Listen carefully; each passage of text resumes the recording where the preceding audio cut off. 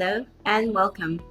I'm Dr. Lorina Law, a practicing medical doctor with a focus on women's health and healthy longevity. Today, we're going to talk about something that affects millions of Asian and Chinese women: normal weight obesity or skinny fat. Rates of overweight and obesity are rising in Asia, and women in perimenopause are particularly vulnerable. If you've noticed that your weight has been creeping up despite your best efforts, or if you're concerned about changes in how your body stores fat, you're not alone. The good news is that understanding what's happening to your body and knowing your treatment options can empower you to make informed decisions about your health. Let me start by addressing a common misconception.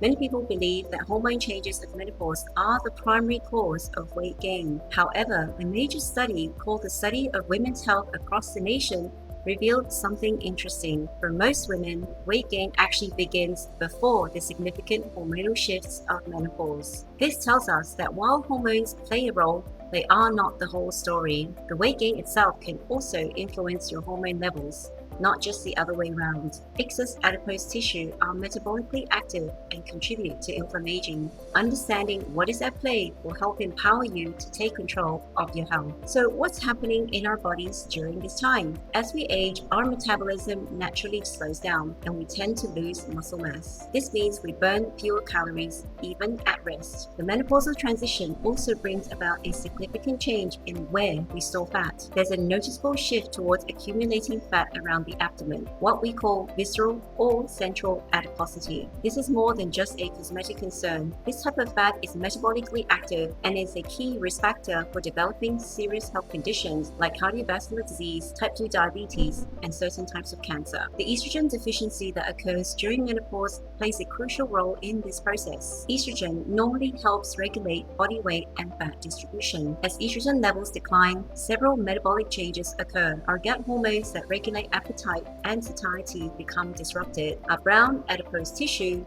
the metabolically active fat that burns calories, becomes less efficient, and our body composition shifts dramatically towards central adiposity. The perimenopausal period, the years leading up to menopause, is the ideal time to implement lifestyle changes that can have a lasting positive impact. The National Institute for Health and Care Excellence, or NICE, and the European Guidelines for Obesity Management provide a clear, evidence-based framework for this. But, spoiler alert, menopause hormone therapy or hacking your cortisol are not the magic bullets. These strategies have a role, but not in isolation or as a replacement for proven effective interventions. First, let's talk about how we measure and assess weight-related health risks. For many years, body mass index, or BMI, was the primary tool used to classify weight status. While BMI remains useful, the latest 2025 NICE guidance recognizes that it's only part of the picture, especially for some ethnicities. We now use a more comprehensive approach that includes multiple measurements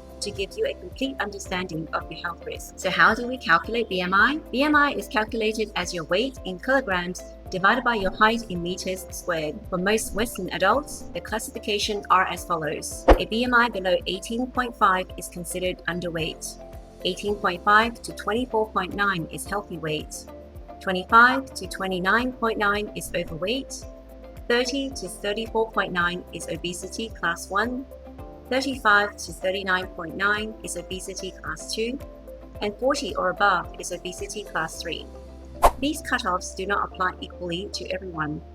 The following ethnicities are prone to central adiposity and experience cardiometabolic risk at lower BMI values: people of South Asian, Chinese, Middle Eastern, Black African, or African Caribbean backgrounds. For these groups, the thresholds are lower. Overweight begins at a BMI of 23.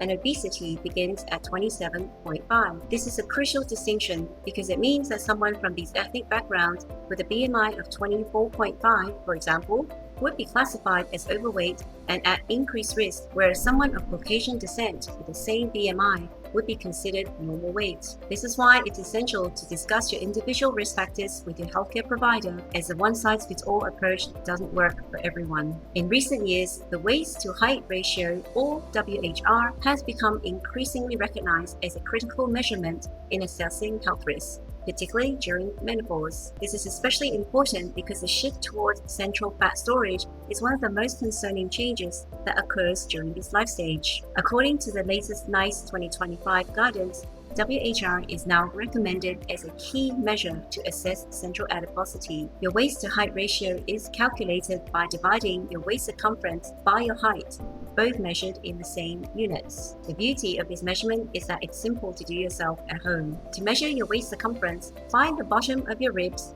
and the top of your hips. Then wrap a tape measure around your waist midway between these 2 points, just above your belly button. Breathe out naturally before taking the measurement. Then simply divide your waist measurement by your height. For example, if your waist is 91 centimeters and your height is 160 centimeters, your waist to height ratio would be 0.56. Now here's the key. The NICE 2025 guidelines classify central obesity based on WHR as follows. For healthy central adiposity, the WHR is 0.4 to 0.49. This is a target we want to aim for. Increased central adiposity occurs at a WHR of 0.5 to 0.59 with increased health risks. This means your waist circumference is approaching half your height, and you have an increased risk of type 2 diabetes, hypertension, and cardiovascular disease. High central adiposity start at a WHR of 0.6 or more, indicating further increased health risk. This means your waist circumference is exceeding half your height, and your risk of serious health conditions is significantly elevated. The simple rule to remember is this: try to keep your waist to less than half your height.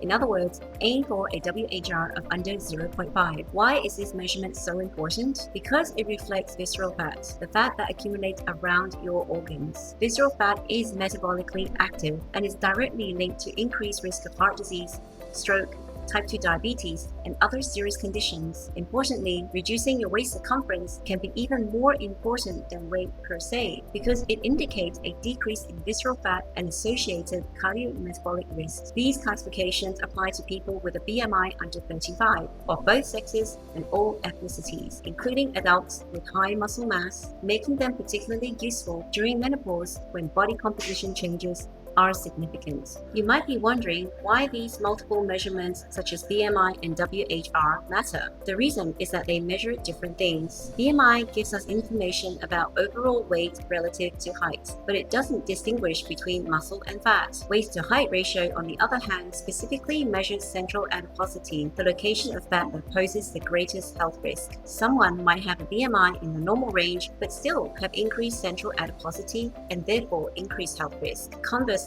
someone with a higher BMI of over 23, like me, but good muscle mass and a healthy waist to height ratio of less than 0.5 will actually have lower health risks. This is why using both measurements together gives us a much more complete picture of your health status. Sometimes doctors use a concept called metabolic syndrome or MET-S to assess overall cardiometabolic risk. This is diagnosed when a woman has a waist circumference greater than 80 centimeters, plus at least 2 of the following: elevated triglycerides, reduced HDL cholesterol, elevated blood pressure, or elevated fasting glucose. The reason why I'm explaining all of this is not to overwhelm you with numbers, but to help you understand that your health status is multifaceted. It's not just about the number on the scale. When you visit your health provider, ask them to measure your waist circumference and calculate your waist to height ratio. Discuss your metabolic health with them. These conversations are crucial for developing a personalized treatment plan. One of the most important messages I want to convey is this: achieving maximal weight loss in the shortest possible time